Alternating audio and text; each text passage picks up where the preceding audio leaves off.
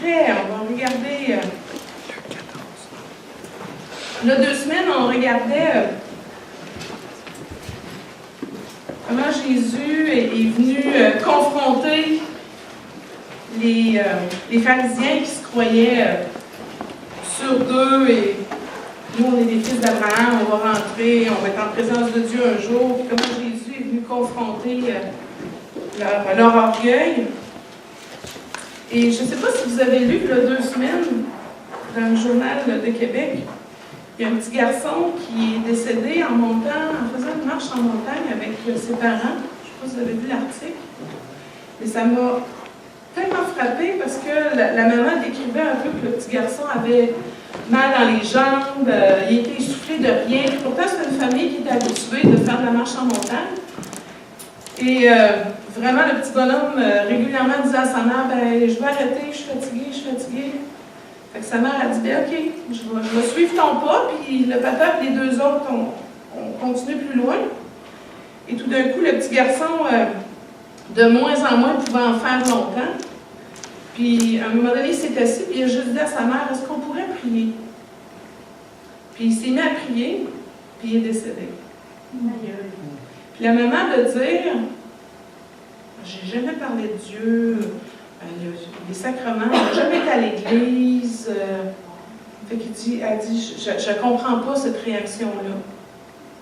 Mais quand le Seigneur il dit qu'il a placé dans le cœur de chaque être humain la pensée de l'éternité, moi, c'est ça que je lisais quand je faisais « wow! » Ce petit bonhomme-là a été saisi, je ne sais pas ce qu'il a prié, on ne sait pas ce qu'il a prié, mais même au-delà du fait qu'il n'avait pas été enseigné en tant que tel, ou dans son cœur, en ce moment-là, est-ce que ça faisait plusieurs semaines, plusieurs mois qu'il cherchait le Seigneur ou qu'il était interpellé, mais au moment même où il s'apprêtait à mourir, il a prié.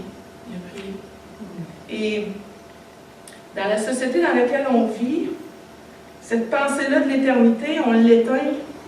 L'ennemi veut nous amener à changer les regards, puis justement à être tellement préoccupé par les choses du monde qu'on oublie. Mais quand on se retrouve là, tout seul, dans le secret, dans le silence, dans les épreuves, la pensée de l'éternité.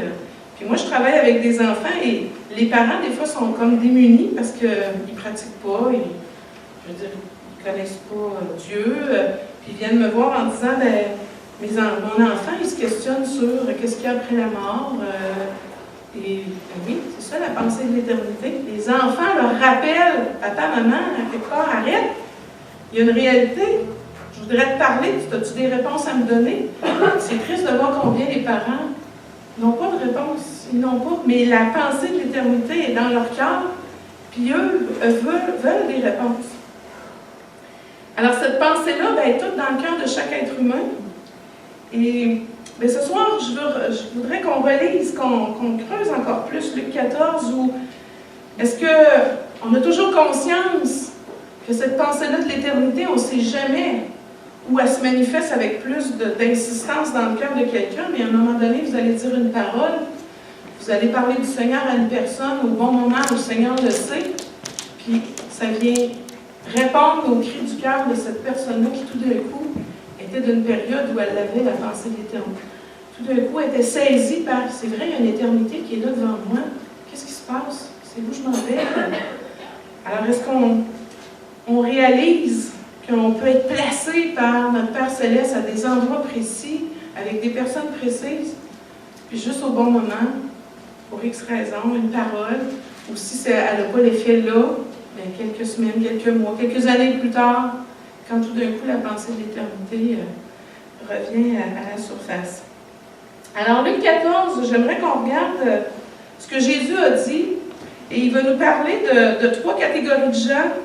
Et la question que je vous lance ce soir, c'est quelle catégorie? Je suis où, moi, là-dedans, dans cette parabole-là, dans cette histoire-là? Et le Seigneur, peu importe là où je suis, je veux déjà te louer pour ce que tu vas montrer dans mon cœur, parce que tu es un bon papa, et tu veux m'attirer à toi.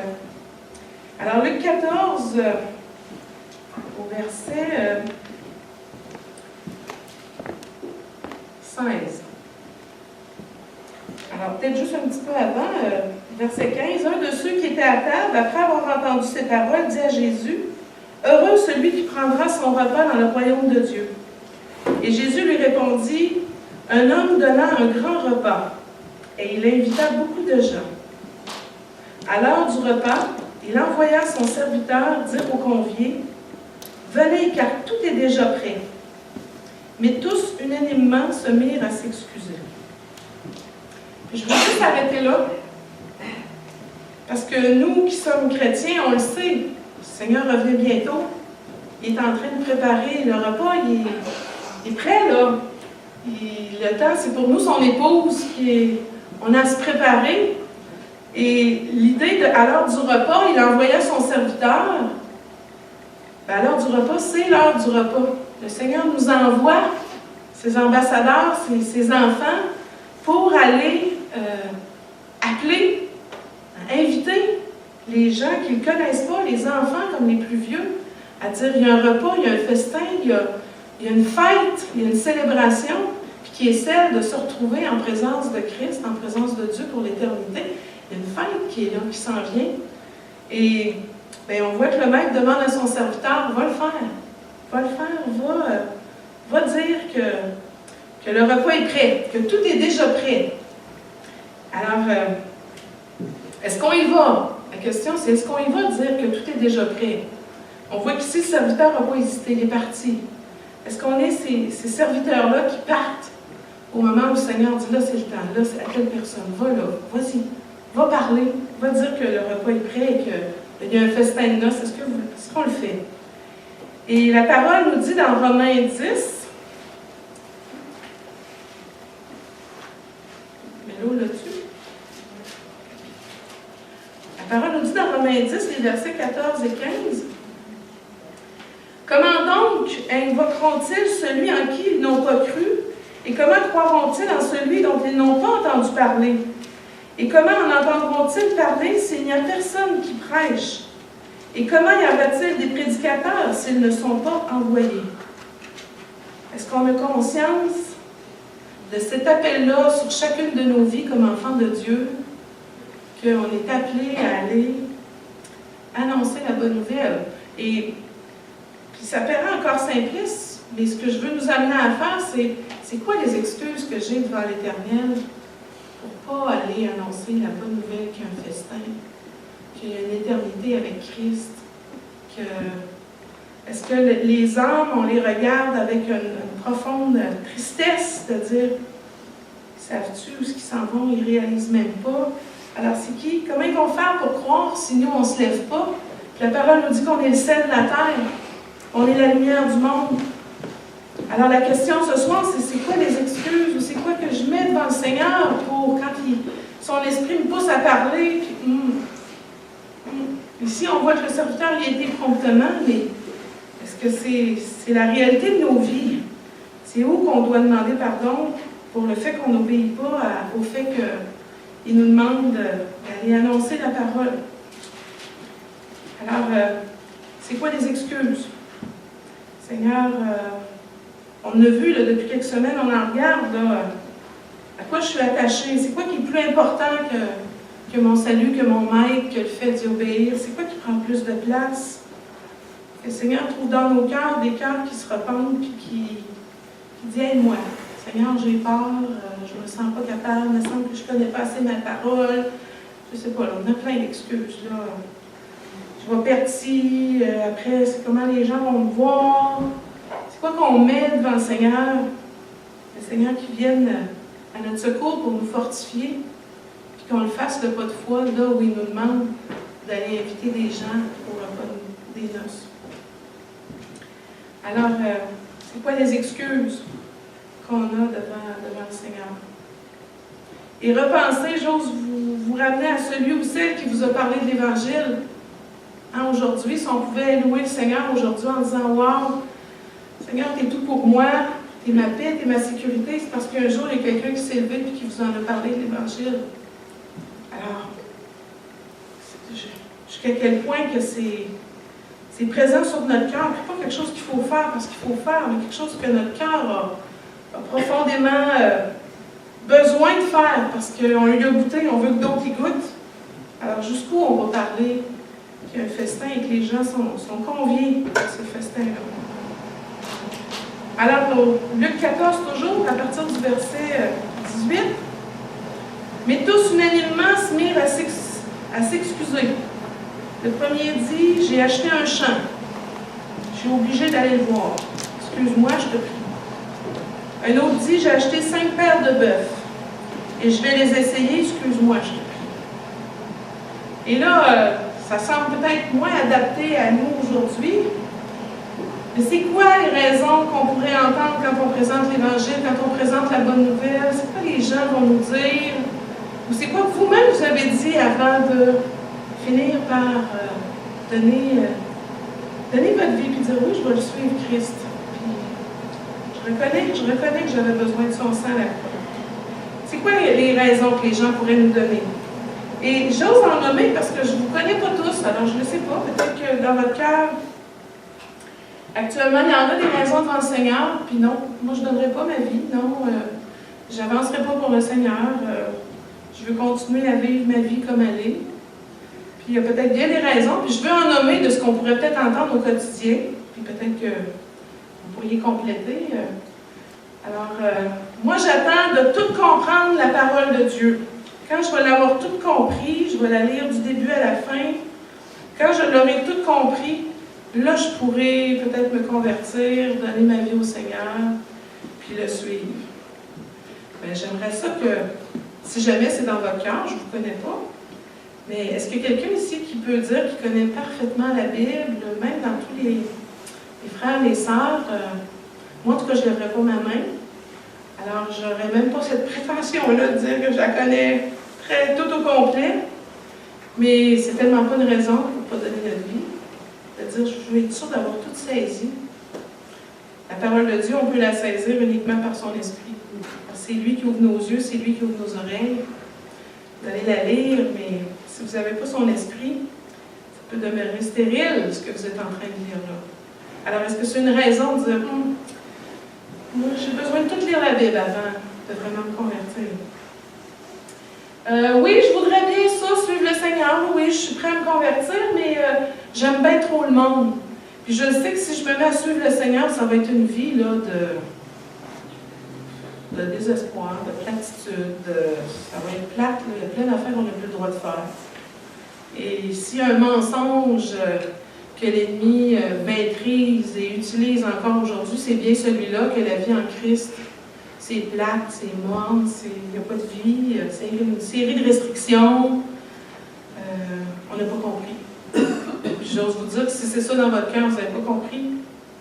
Vous n'avez pas compris parce que quand vous rencontrez celui que vous avez profondément besoin, celui qui a donné votre vie, sa vie pour votre vie, puis qui veut marcher jour après jour avec vous, qui veut vous montrer le bon chemin, puis votre Père Céleste qui vous a créé, c'est exactement ce que vous avez besoin. C'est pas vrai qu'il dit, moi, la vie que je leur réserve, c'est une vie plate. C'est tellement faux. Puis j'ose me lever contre ce mensonge-là qui est vraiment faux. C'est pas vrai. Mais encore là, Satan l'utilise puissamment pour vous faire croire ça. Et il l'a fait dès le début avec Adam et Ève, puis il continue encore aujourd'hui. Et sincèrement, si vous trouvez que le monde est plus attrayant, posez-vous la question quand vous êtes seul le soir, puis que les choses du monde viennent d'arrêter.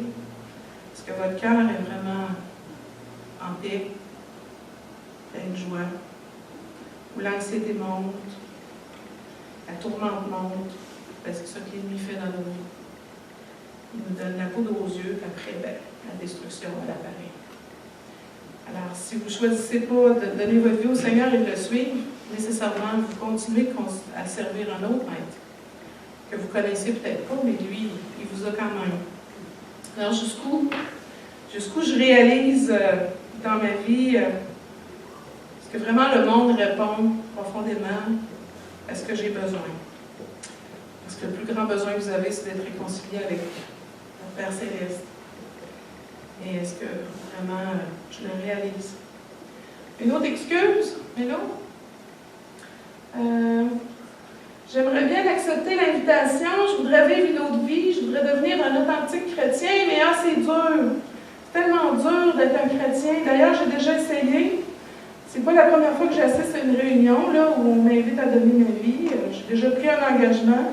J'ai même senti un frisson là, qui me parcourait l'épine. Mais je n'ai pas été capable de suivre Christ, c'était trop difficile. Fait que j'abandonne. Je ne veux plus suivre Christ. Et encore là, bienvenue pour tous ceux qui peuvent dire, rester dans le chemin étroit et suivre Christ. Par mes efforts, effectivement, c'est impossible. Et par la grâce de Dieu, par son esprit, par sa présence, lui veut nous rendre capables. Alors, si c'est le cas qui fait dire c'est tellement dur de vivre une vie chrétienne, posez-vous la question. Premièrement, je suis une nouvelle créature, on en a parlé tellement de fois. Mais deux, est-ce que j'essaie de marcher par moi-même ou je suis constamment en train de dépendre de Christ dans ce qu'il me demande de faire? Est-ce que je suis constamment en train de réclamer sa puissance dans ma vie? Et est-ce que j'obéis à ce qu'il me montre? Une autre raison que moi je vais entendre, je l'ai mis, mais dans l'Église, il y a des hypocrites. Moi, je veux rien savoir, c'est une gang d'hypocrites. Vous êtes des hypocrites pour chanter le dimanche. Puis après, votre vie, quand on vous regarde aller, vous ne démontrez pas que vous êtes des chrétiens. Puis effectivement, ça se peut très bien que dans nos vies, il y ait de l'hypocrisie, c'est vrai. Et j'espère que là où le Seigneur le pointe dans nos vies, qu'on soit prompt là aussi à demander pardon, à se repentir, à dire, Seigneur, rends-moi pareil partout. Je n'ai pas à avoir deux faces, deux visages. Mais encore là, c'est pas une raison pour ne pas venir au Seigneur donner nos vies, parce que effectivement, le Seigneur, il travaille avec des pécheurs, des gens qui ont besoin profondément de lui en toutes choses. Alors, oui, l'Église n'est pas parfaite, les frères et sœurs ne sont pas parfaits. Mais c'est là. Puis c'est pour ça qu'on accepte le Seigneur, c'est parce qu'on sait qu'on n'est pas parfait. Puis qu'on s'accroche à lui pour qu'il nous transforme de gloire en gloire à son image. Alors, effectivement, l'Église, les frères et sœurs, ce n'est pas des gens à la pleine stature de Christ encore. Mais on chemine. D'autres excuses, non, je ne peux pas parce que je suis trop mauvais. Alors, complètement l'inverse. C'est tellement épouvantable ce que j'ai fait dans ma vie, je ne peux pas l'accepter, l'amour de Christ pour moi. C'est impossible. C'est impossible. Vraiment, ce que Dieu veut de moi dans son royaume, c'est impossible. Alors encore là, on va continuer tantôt la parabole, mais on va voir que c'est exactement pour ces gens-là que Jésus est venu. Pour ceux vraiment qui sont capables de dire « je suis indigne ». J'ai rien à présenter à l'Éternel, j'ai rien à présenter à Dieu, j'ai rien. Alors, pour ceux qui c'est déjà une réalité, le Seigneur dit oui, c'est en plein pour toi que j'ai donné ma vie. C'est en plein pour toi. J'arrive pas à croire. Oui, mais moi j'ai une bonne excuse, une meilleure que toutes les autres. Voilà la raison pourquoi je ne me convertis pas, c'est que je n'arrive pas à croire. Je sais pas, on dirait que c'est donné à d'autres. Là, toi, t'es chanceux, tu crois. Mais moi, je ne crois pas. Tu sais, comme si croire, c'était quelque chose qui tombait sur nous, alors que c'est vraiment une décision. C'est profondément, premièrement, une décision.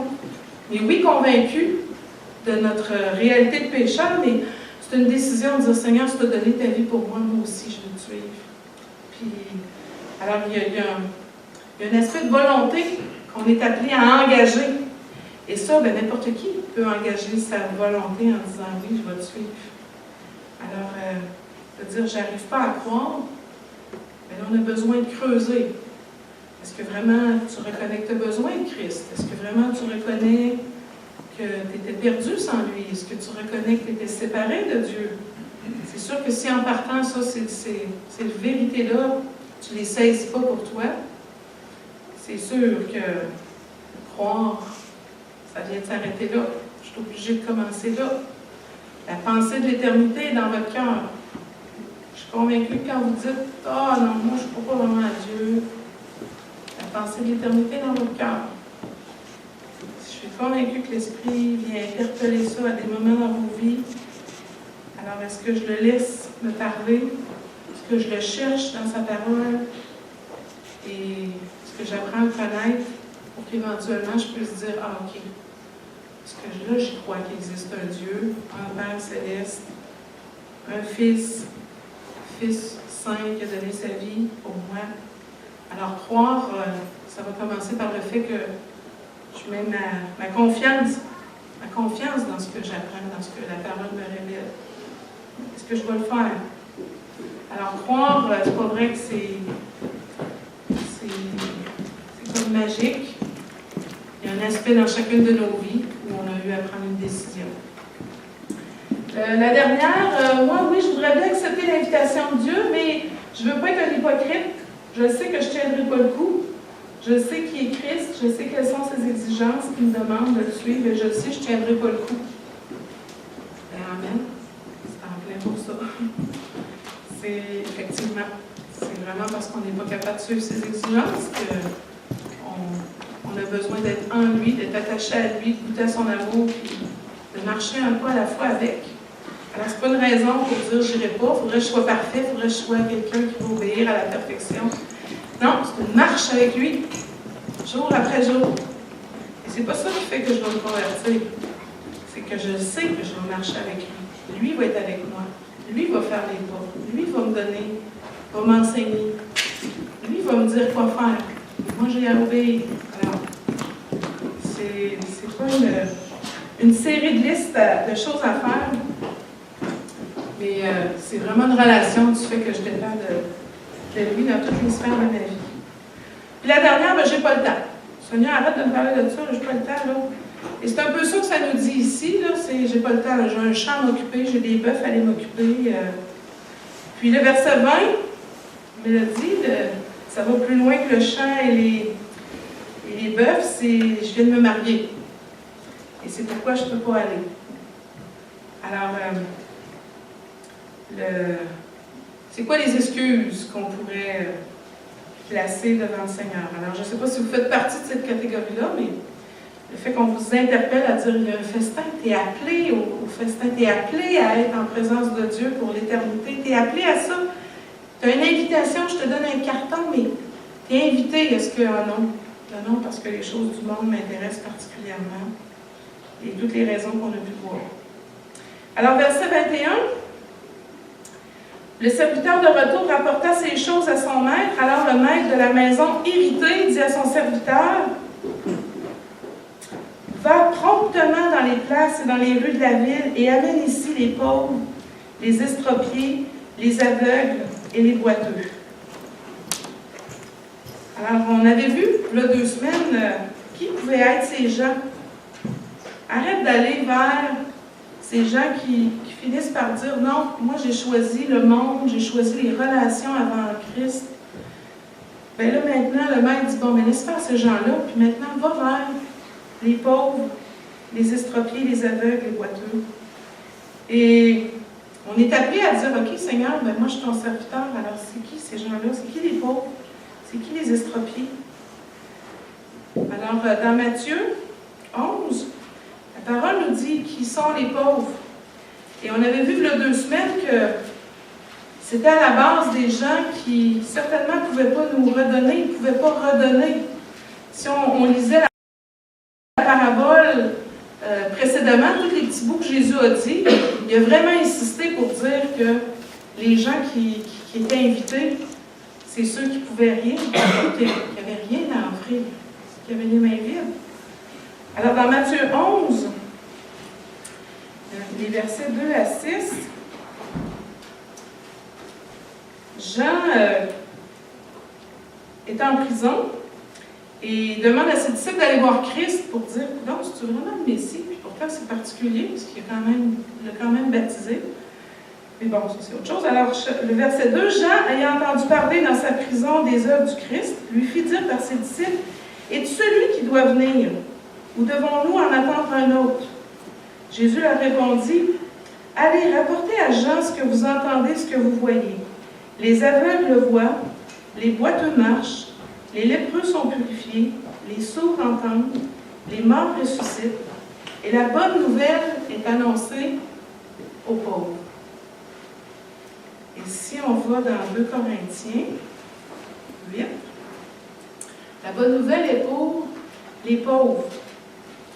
Alors, est-ce qu'on est en train de parler des gens qui, au plan financier, sont démunis?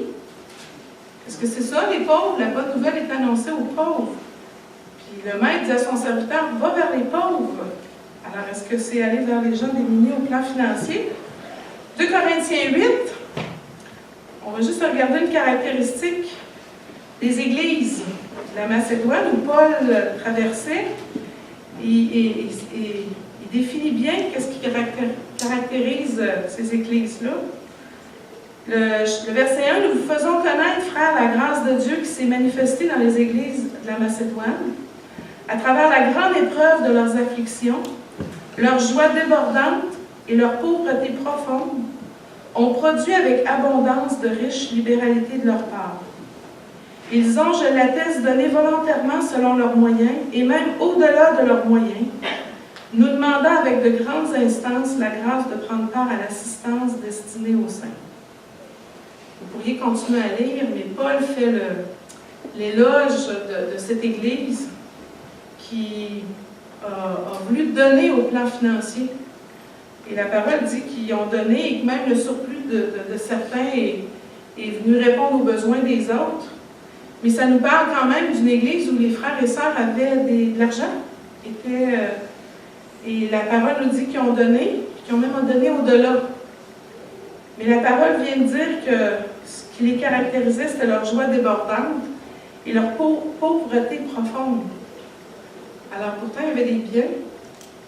Leur pauvreté, on est obligé de s'arrêter et de dire, le Seigneur n'est pas en train de parler de l'aspect démuni matériellement, il est en train de parler d'autres choses. C'est qui les pauvres?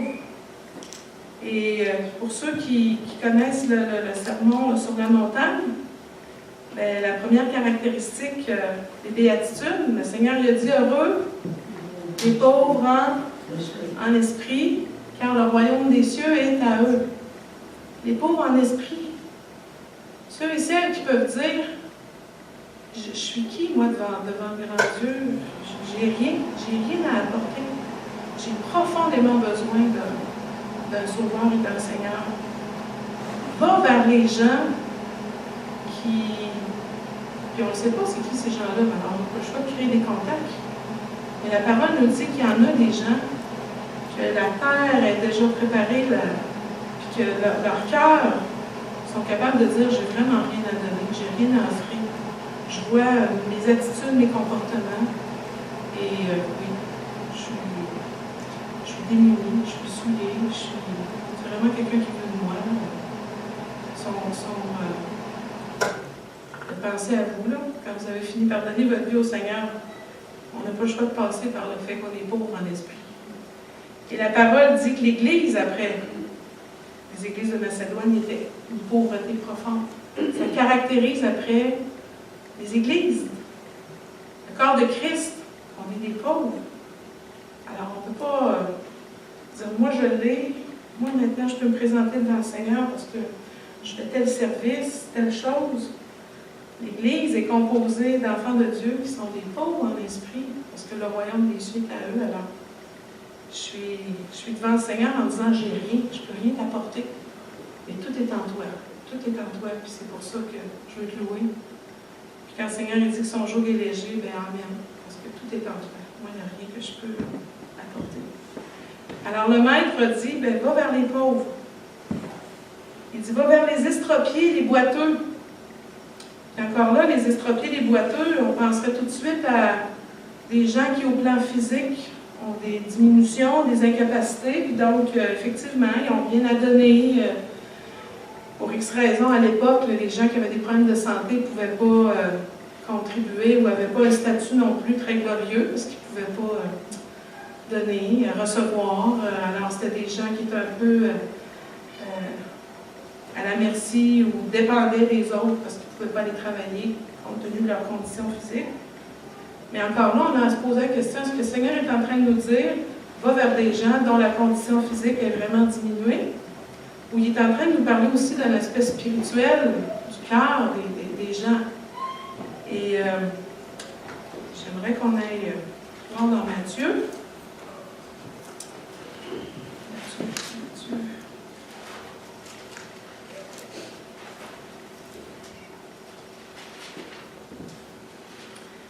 Matthieu 18, le verset 8.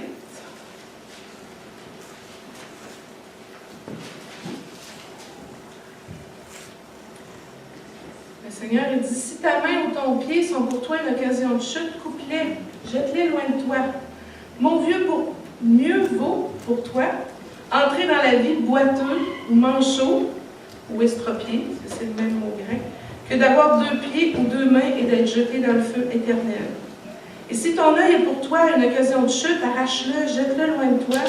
Mieux vaut pour toi entrer dans la vie n'ayant qu'un œil que d'avoir 2 yeux et d'être jeté dans le feu de la géhenne. Alors la parole nous dit, c'est mieux d'entrer dans l'éternité avec des morceaux en moins. Mais pourquoi ces morceaux-là en moins? Et là, on n'est pas en train de nous dire de couper quoi que ce soit de notre corps. Mais cette lutte-là qu'on est prêt à dire, moi dans ma vie, là, le péché, je l'ai en horreur, j'en veux pas dans ma vie. Mais c'est jusqu'où qu'on va aller pour dire, j'en veux pas dans ma vie du péché. C'est jusqu'où que je vais rejeter ça dans ma vie. La parole nous dit ici, c'est mieux que d'entrer dans le royaume des cieux avec, oui, bien des choses qu'on a abandonnées, parce que ces choses-là qu'on voulait garder nous amenaient à pécher, nous amenaient à tomber, nous amenaient à nous éloigner du Seigneur. C'est mieux que vous rentrez estropiés dans le royaume éternel. Et la dernière catégorie, vous irez lire les aveugles. Qu'est-ce que Dieu dit sur les aveugles? Encore une fois, est-ce qu'on est appelé à aller vers les gens qui ont cette condition-là physique? Ou qu'est-ce que Dieu dit sur les aveugles?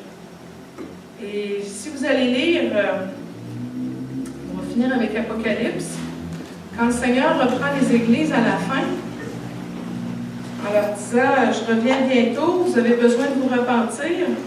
Et il reprend entre autres une église, l'église de Laodicée, si vous allez à Apocalypse 3, il reproche à cette église-là de dire, tu ne réalises pas que tu es aveugle, que tu es nu, que tu es pauvre, tu n'as plus ces caractéristiques-là, tu ne te vois plus comme ça. Et verset 15, Jésus dit à cette église-là, je connais tes œuvres, je sais que tu n'es ni froid ni bouillant.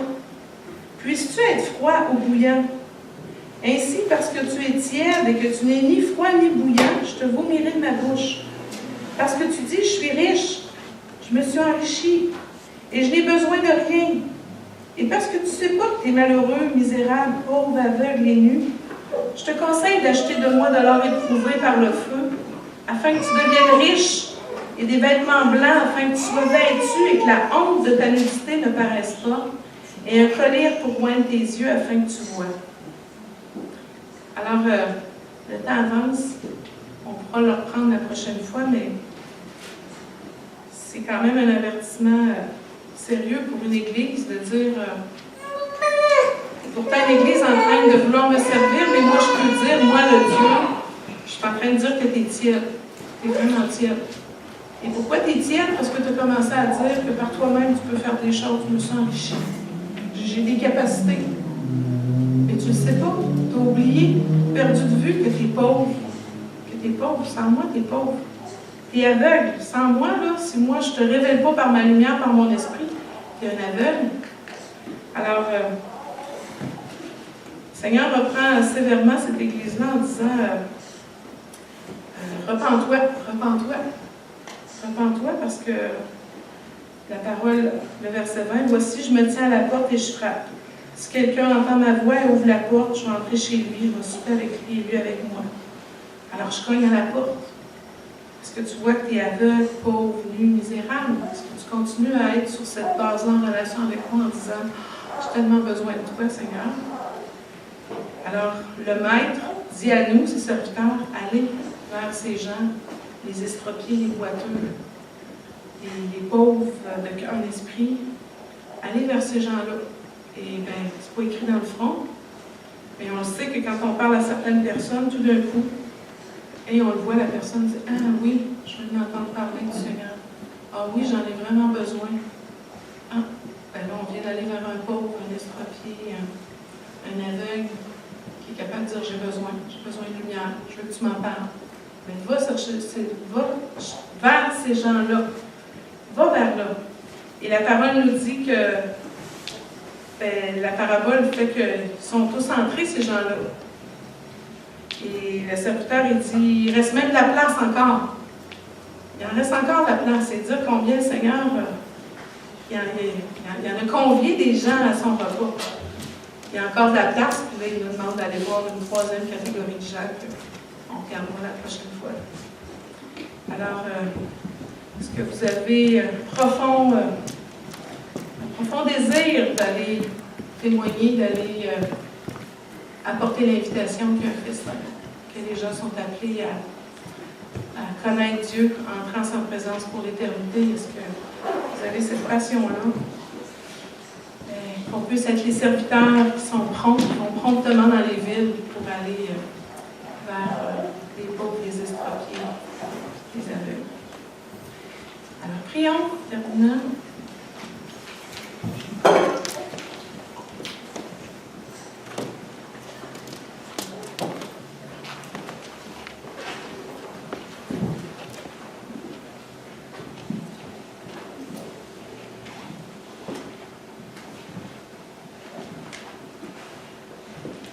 Seigneur, tu as transformé nos vies.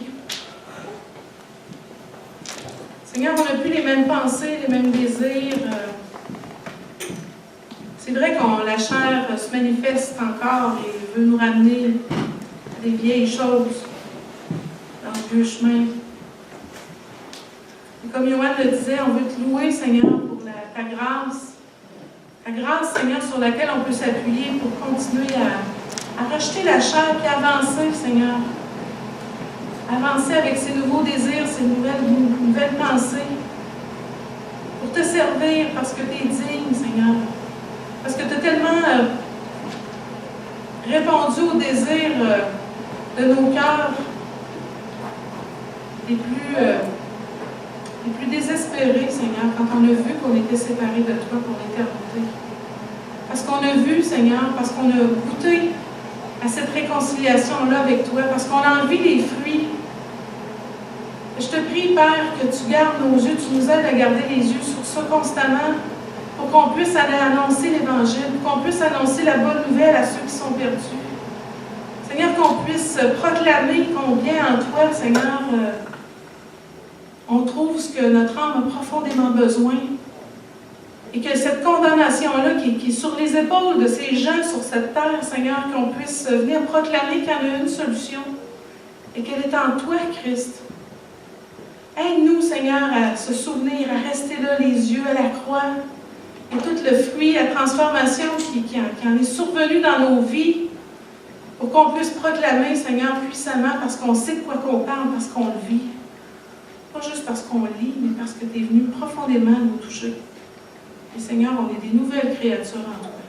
Alors je te prie, Père, que mes frères, mes sœurs, tu puisses, Seigneur, les affermir avec des fronts de diamants comme ta parole nous parle. Seigneur, prêt à payer le prix pour proclamer, Seigneur, la bonne nouvelle aux pauvres, aux estropiés, aux aveugles, aux boiteux. Partout où tu nous placeras, Seigneur. Donne-nous sagesse, discernement. C'est jusqu'où tu veux, Seigneur, qu'on insiste, puis c'est où tu veux qu'on secoue la poussière de nos pieds, puis qu'on continue ailleurs. Mais Seigneur, trouve en nous des cœurs désireux, vraiment de te servir, peu importe le prix qui en découlera. Seigneur, bénis mes frères, mes sœurs, et que, Seigneur, peu importe les besoins, encore une fois, qu'ils présentent devant toi, Seigneur, merci d'avance encore pour toutes les façons dont tu vas répondre, parce que tu es un Père qui veut donner les meilleures choses à ses enfants.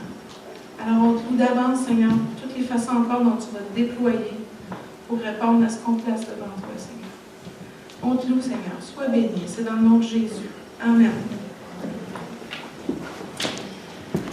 Alors, mercredi pour la